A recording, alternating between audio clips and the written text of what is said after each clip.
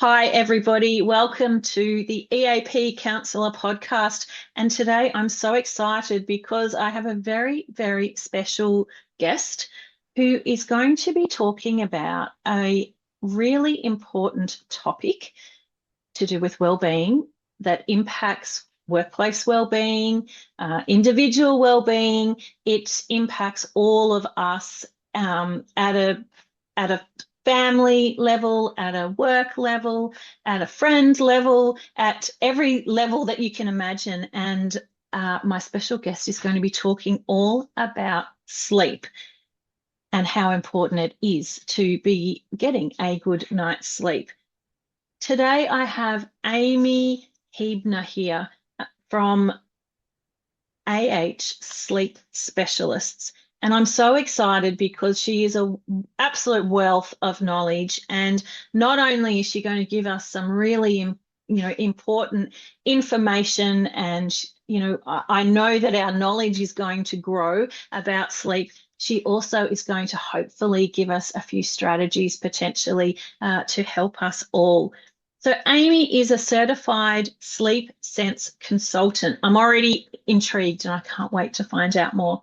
And sleep science coach. She's the founder and director of Sleep Specialists, formerly Hushabye Baby. And that's when I first met Amy, when she was Hushabye Baby. So really excited to find out the growth of business and what you're up to now. And she's also a best-selling author.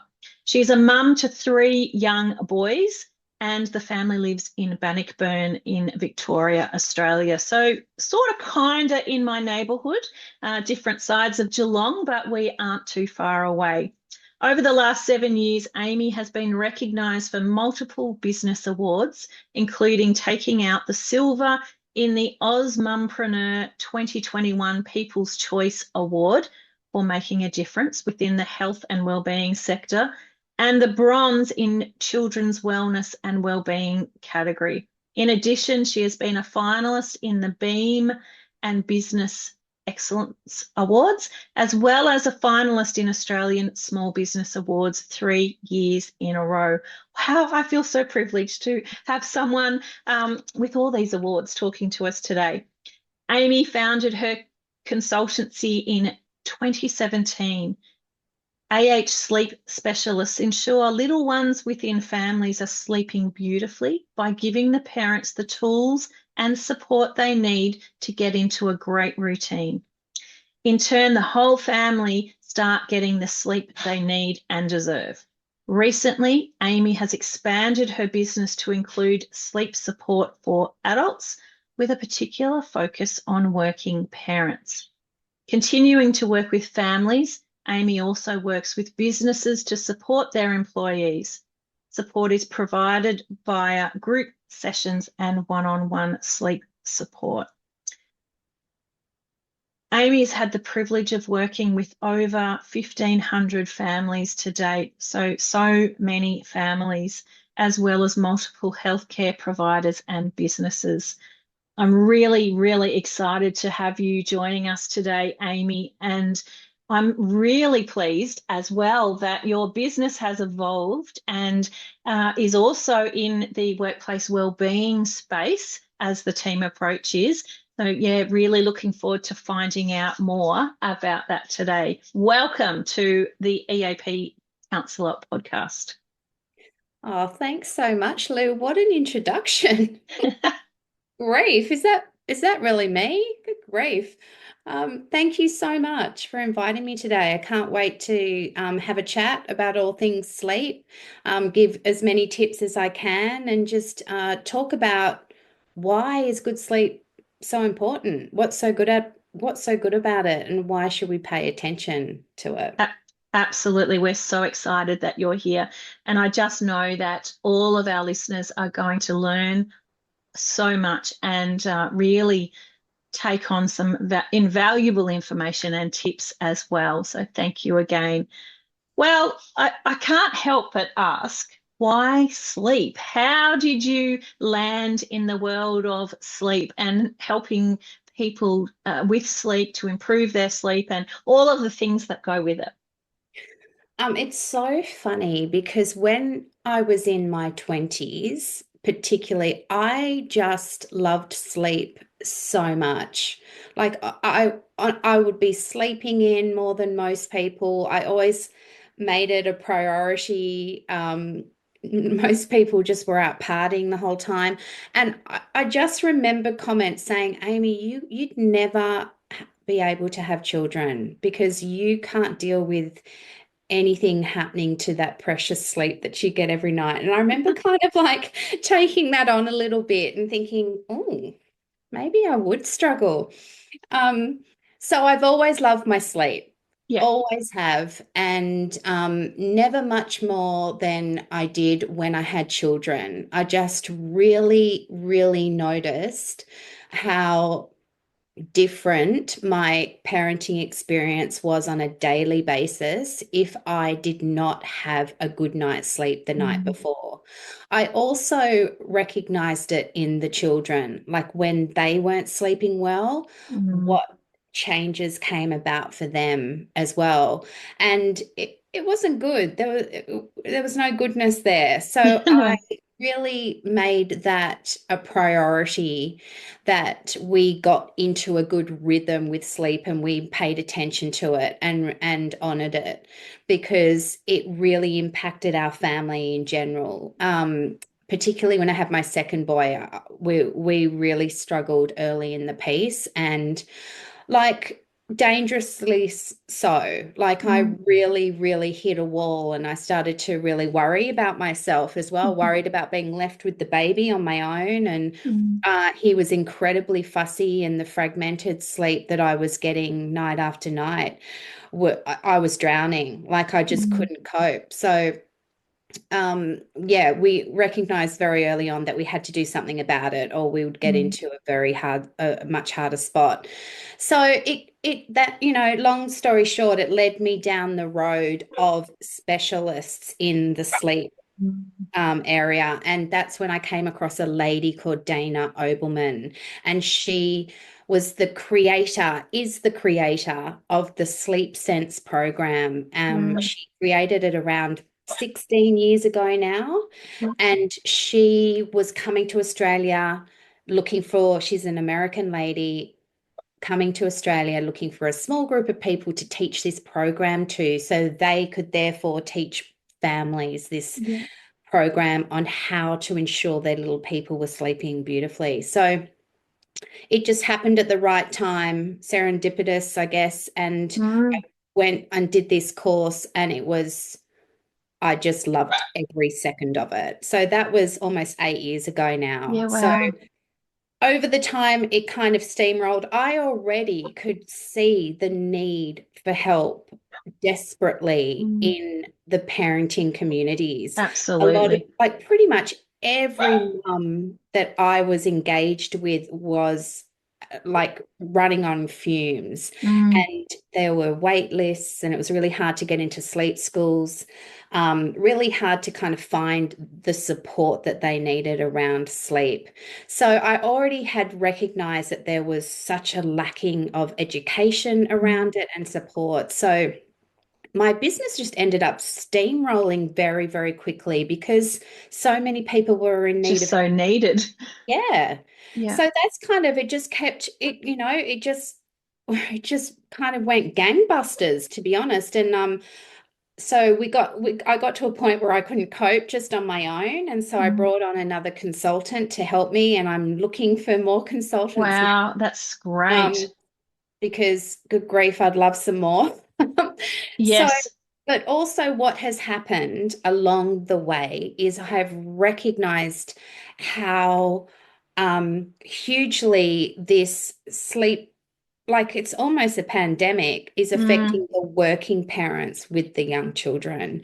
So I have absolutely. also gone and moved that focus towards them and how can we get their businesses, their employers to support them to show up every day and to be productive every day and to be able to manage that need for that family Mm.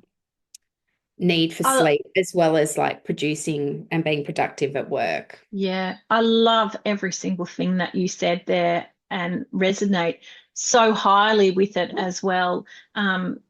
Personally, I know that if I haven't had a good sleep or if I push the limits and, am not getting enough sleep, even for a few days, I know that it impacts me, my personality, my patience, my tolerance, my everything.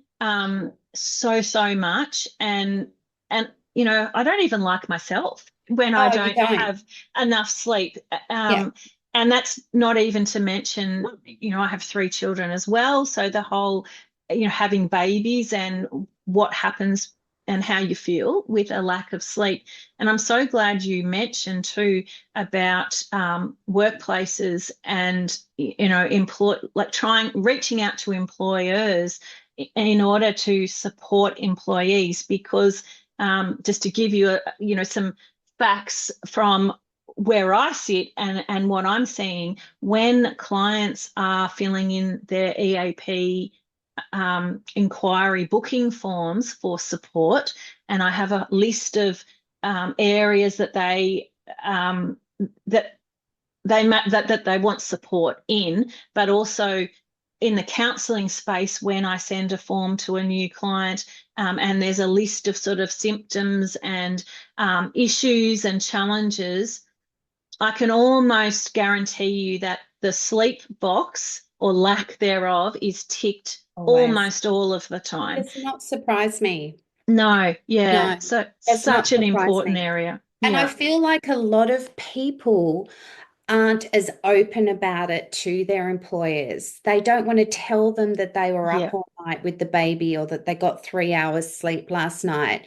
It's quite a sensitive area, particularly because you're trying to work out who you are at work. Who am I? I've just had a baby, but now I'm also got to go back to the role that I was doing prior to that.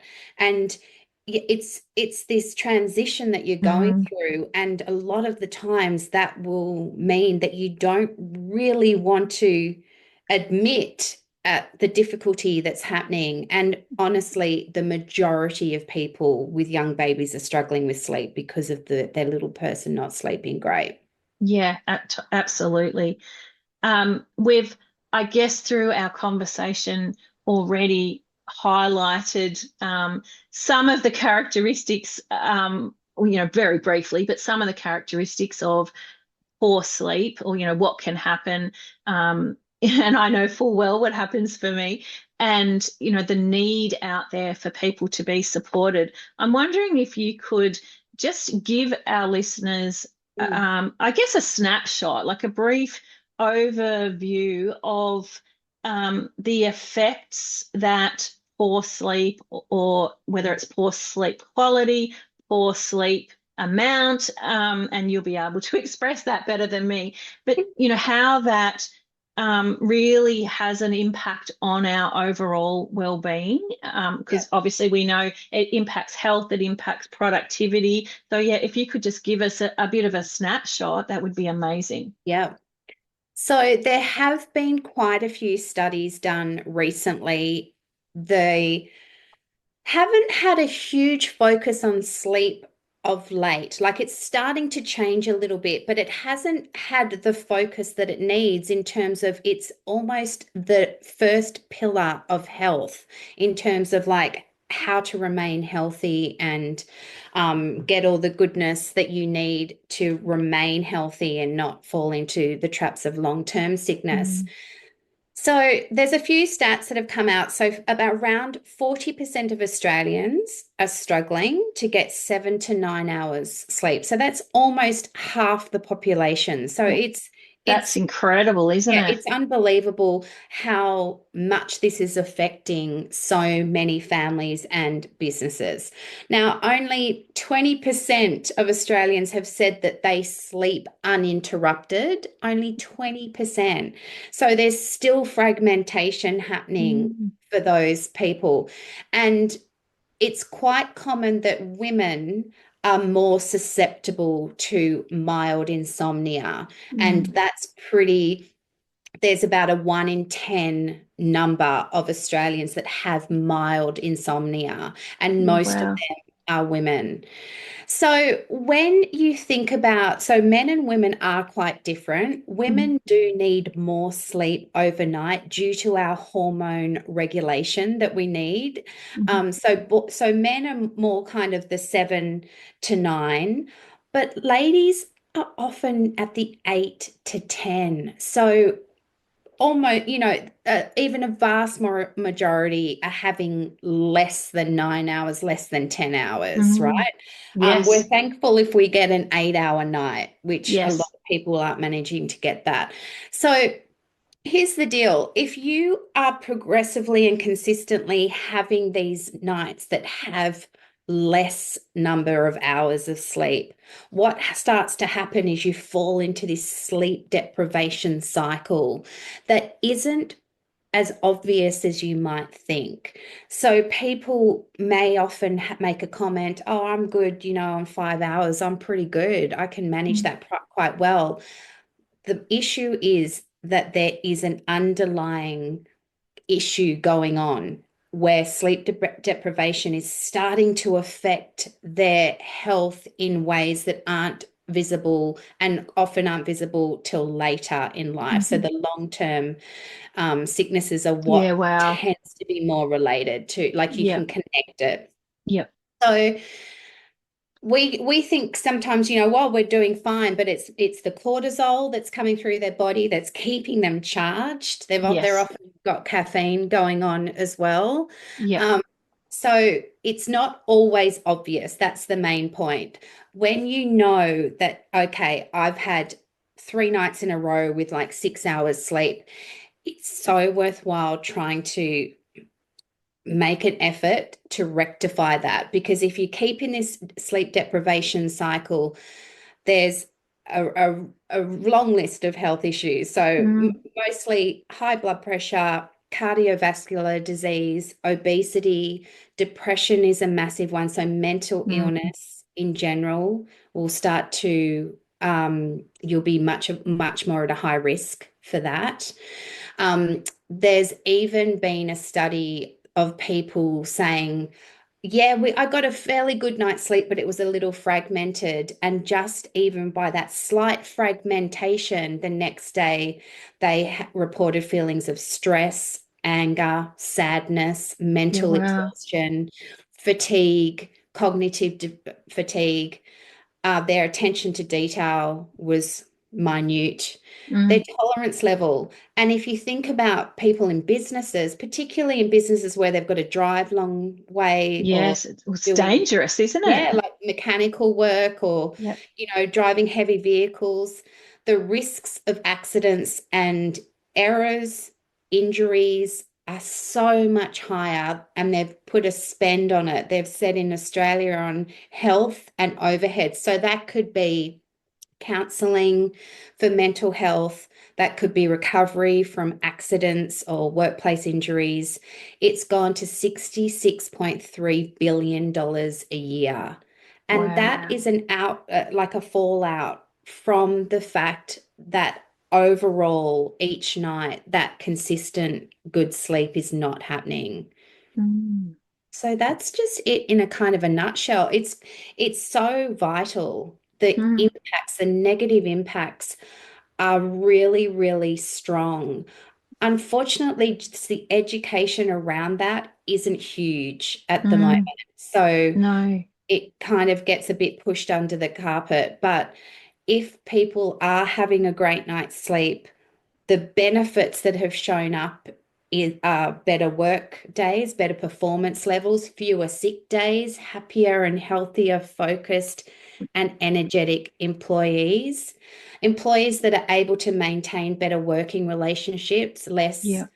disputes. Yes. The advantages are huge. Absolutely. Yes, not Profound, just aren't they? the Like just disadvantages. profound. Um, Thank you for some of the statistics that you've given and clarity around hours that, men need, and women need. Mm, I think it's really important that we are all up to date, with the recommendations, mm. and are aware of the differences too.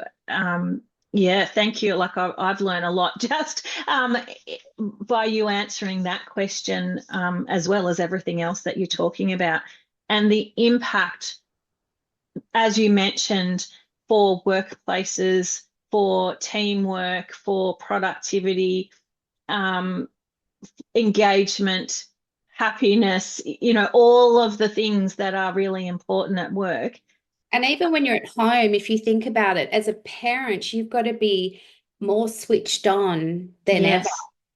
And also, you might have this irrational little being that you have to negotiate with Mm, throughout the day. And if you haven't slept and your tolerance level is at zero when you wake up in the morning, the day is brutal. Like it really makes things so it much does. harder if you haven't had a great night. And likewise, you're going to get more pushback and tantrums from your little people if they haven't had a great sleep. Yes, Well, definitely. I loved when you mentioned that, a few studies that are out and about at the moment, or they've been out for however long, that mention sleep as being the first pillar of health. I think that mm, is that. Yes, absolutely, because we know that if we're not getting enough sleep, and quality of sleep, the repercussions are huge. So, mm, and as I mentioned as well, in the counseling space, the coaching space, the EAP space, um, majority, dare I say, of people who are wanting support, reaching out for support, which is great, are all saying their sleep is poor. yeah. I'm And, glad they were honest. I'm glad they yes, were honest yes, because yes. again, I do feel like there is this almost shame around that they can't cope because nobody else is talking about it. So they Mm, think, well, Betty's coping fine with her new twins. Um, why aren't I coping? And you probably can hear it. I get really riled up about this mm, because I've the message is not a great message out there for parents mm, with young children. It's almost like deal with it. It's what it is expected. yeah. You'll get through it. For the moment, don't expect to get any good sleep. And it's 100% inaccurate. And it just Mm, drives me nuts because the absolute opposite is true. They can yes. have fabulous sleep right from day one. So One. even with their newborns, believe it or not.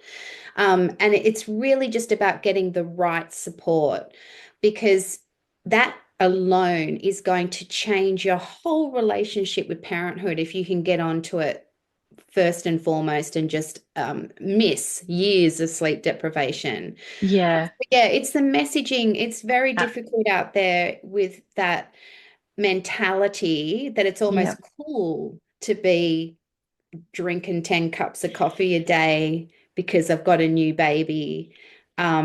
Yeah, and unfortunately, it leaves a lot of parents just circling a drain and not Mm, knowing that they can get some help and support. And I'm yes. hoping more employers are becoming aware of this as well and aware of the struggles that potentially could be happening at home and how they can support their Yeah. employees to avoid that. Which is where education and training, spreading the word, getting just real, raw, Yeah. and authentic about the topic. And, people like yourself who are out there actually talking the truth, Mm. and putting rumors, putting all of the myths Myths. to bed, Yeah, yeah. and just actually giving people the right information. And you're right, there's so much stigma around mental health, around sleep, around um, all of the things, to do with well-being. So it's really nice to know that there's a whole team of us. There's so many people who are really trying to create change, and open communication in regards to all of these topics, sleep being a very important one.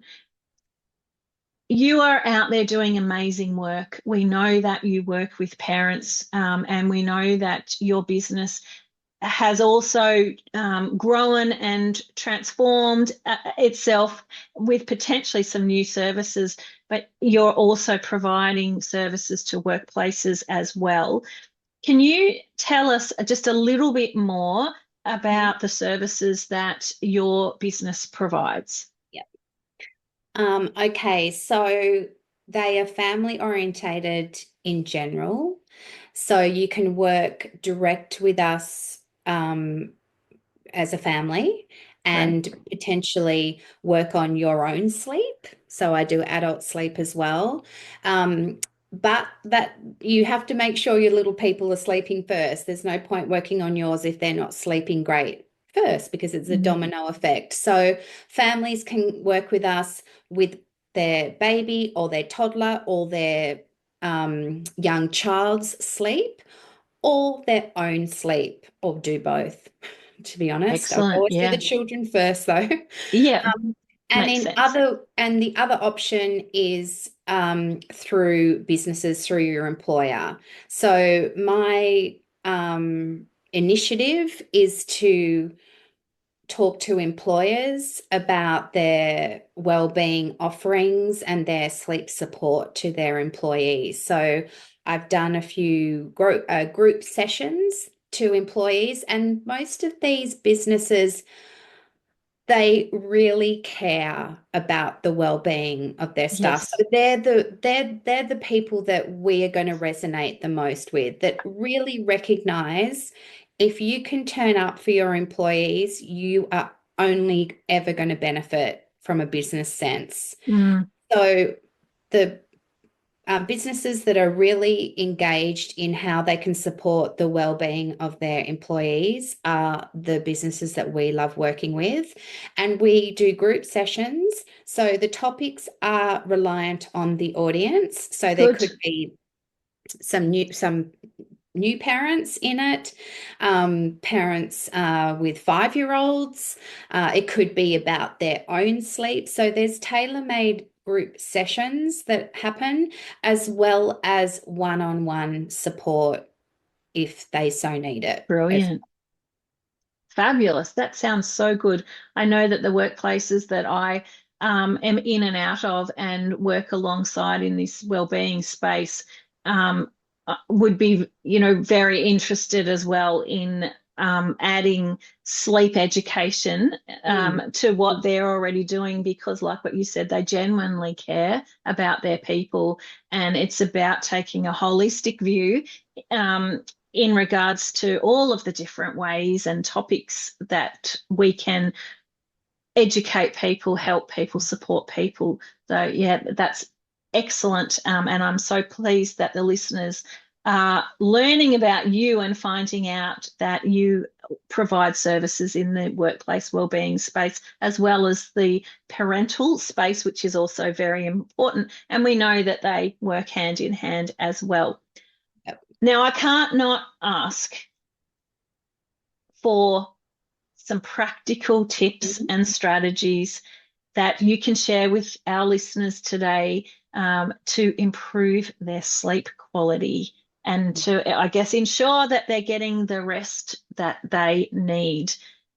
Yeah, okay. So our bodies love regularity. So if you can try to go to sleep around the same time, try to get up around the same time, that in itself, your body's going to love you for. So if you think about how many hours, what if you're looking at your own sleep or if you're looking at your children's sleep, Mhm. how many hours they need overnight. So for example, so a young person up to around 9 or 10 years of age needs around 11 to 12 hours of sleep. and they have this natural biological clock that kind of falls around sunset, sunrise. So they go to bed quite early and a set like a 7-ish type bedtime. So think of how that's going to work for your family. If you can't manage it and it's an 8 o'clock bedtime, well, does your little person have the option to sleep in to get Mhm. that full amount of sleep that they need? So you've got to kind of look at that. If they're running in deficit, that's not going to bring happiness to anybody involved. That little person isn't going to do great at school. Um, they're going to be really overtired, and just get into this cycle. And remember, it's very hard to pick up this overtired cycle. It's subtle. So think about how much sleep that person needs and go from there. So if they're not getting the sleep that they need, you're going to find that learnings can come harder because we all learn when we're asleep. So what we've been exposed to in the day, what we've heard through the day, is all retained and organized whilst we're asleep. So if that little person's getting great sleep, they're going to do better with their learnings because they're going Mm. to remember what they learnt that day. They're also going to have a far greater attention span. And also their relationships are better because they're not so exhausted and frazzled, and they can often listen better and also interact with others more nicely, I guess, is what I'm trying to say. So for the adults, we obviously don't need as much. So kind of around 10 to 11 p.m. at night is a good time for us to go to sleep to get our 8 hours. And if you're a woman, if you can tag on a bit, that's awesome. Mm. And just having a look at things like that. So a good rule of thumb is to think about how you're winding down each night. You want it to be a pretty calm routine, pretty routiny. We're very routiny Mm. animals, and you might not even notice how routiny you are. Like you don't notice you do these few steps. You put the window Yes. open, or you put a glass of water near your bed, and just having a few simple steps that are familiar to you. If you love to watch your devices, just get some anti-blue light glasses and put that on around 8 o'clock. That'll Okay. help you because I know sometimes it's not practical to say, I'm not going to watch TV for the hour before I go to bed, or I'm not going to scroll on my phone, or I'm not going to watch Netflix. It's not practical. We don't really Mhm. live in that age. It's fabulous if you do. If you read a book, you're home and hose, you will Mm. do great. But anti-blue light glasses may be something that can help you Yeah. if you are a bit addicted to your device. So popping them on at about 8 o'clock, you can get them anywhere. Just, yeah, probably Temu. Yep. So that'll really help. And then making sure that regularly you're getting up around the same time will really help your day as well. And having big sleep-ins isn't a great idea because you will throw off the night sleep that you're going to have the following night. If you do Ah, naps, you want to keep them really, really short and sweet. You don't want to have a long day nap. You want to have it before about 1 o'clock in the afternoon. okay. And if you can keep it quite short, like 20, 30 minutes, that Like is a the best power nap. of just a power nap. Yeah. So yeah, so they're probably my main tips. Great. Regularity, put those glasses on if you tend to be device orientated, or if you can stop devices an hour before and read a book, you will drift off to sleep much easier, and Mm. particularly between 10 and 11 p.m., that's your sweet spot. Okay. And then keep, yeah, your uptime pretty reasonable, like around the same time, including on the weekends and days off. So I'm guessing in just from what you just said, it would be a myth to think that you can catch up on And you're sleep going to say that, on a yes, yes. weekend. Yeah. Yeah. Unfortunately, it is. It kind of leaves you in a groggy state. Because Hmm. what tends to happen is we run on a 24-hour cycle. And if you've slept in 2 or 3 hours on a morning, you're going to find that that adversely affects that night. So Hmm. typically in two ways, either you take much longer to fall asleep, or you have a big awake period between the night. Because Okay. what has happened there is the bodies love regularity. Remember, we all work on this biological circadian rhythm. And so Mm. each morning, our sleep pressure starts to rise. And it's been kind of compromised, is the best word, I guess, in how your body is going to build up the sleep pressure during the day. We also are affected by light, sunlight. And if you haven't gone into the sunlight or just the light, the natural light, till much later in the day, you're going to find that again, your serotonin levels and your cortisol levels are a little out of whack for that Okay. next kind of 12 to 24-hour cycle. Ah, so interesting. I could talk to you all day about this, but I know we don't have all day. I'm But sure some people must find it very. it's fascinating. Before we finish off, and I ask you to share how people can find you or where people can find Mm. you and the best way to contact you, because I'm sure that there's listeners out there that will be very inspired and want to learn more from today's podcast.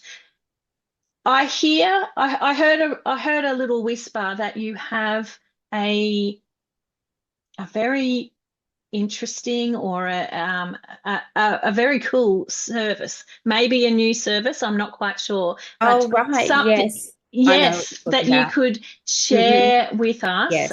You mentioned when we were chatting that there's something that it would be great for people to know about, whether it's an offer or, yeah, share with us Yep. a service that sounds amazing. Well, first of all, you can find me on the web. So just AH Sleep Specialists. You'll find our website, and it's probably the best port of call to go to because you'll get a sense of the services that we do and Great. how you Yeah. can book in and check availability and all the good things. But I have started this new offering. So I've never done this before. So I normally would save like a short consult call for a client that I've worked with in the past because I know they know how to get great sleep. I know how good their knowledge is around it and how well we left each other. Yeah. And so it's normally just a bit of a tweak or something like that. But what I've decided to do is open it up to everybody else. But what I've done is it's a 30-minute call, but they receive a questionnaire beforehand. So Mhm. I've got a big picture of what's happening. And when I come to the call, I already have had a look at that and already decided on what we're going to do to solve all Great. the sleep issues. So we kind of hit the ball running as soon as we get in Hmm. and talk about what methods we're going to use, what areas of change we need to do to ensure that we can come out the other side. And whoever is struggling with sleep, whether it was because it was a child or it was that parent or an employee, will make sure that we've got a plan of attack of how to solve that issue by the end of the call.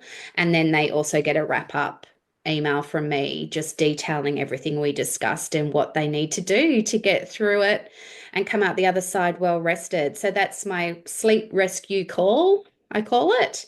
And they Great can name. I buy love the the name. website. Excellent. And just, yeah, go to the website Yeah. and yeah, perfect. Sounds amazing. And I'm sure great value as well. And, it's great that people have something that they can go straight to and, just get so much value from. So thank you for sharing. Amy, thank you so much for joining us today on the podcast. As I said, I could just keep talking. I have, there's so many questions that I could ask, but you've answered, or we've had a great chat, and you've given so much information as well. And I just know that our listeners are, really will have lots of takeaways from today, from our podcast today. So thank you so much for your time. Thanks so I much for having really me, Lou. really Thank you. appreciate it. And listeners, please get in touch with Amy in regards to anything and everything sleep.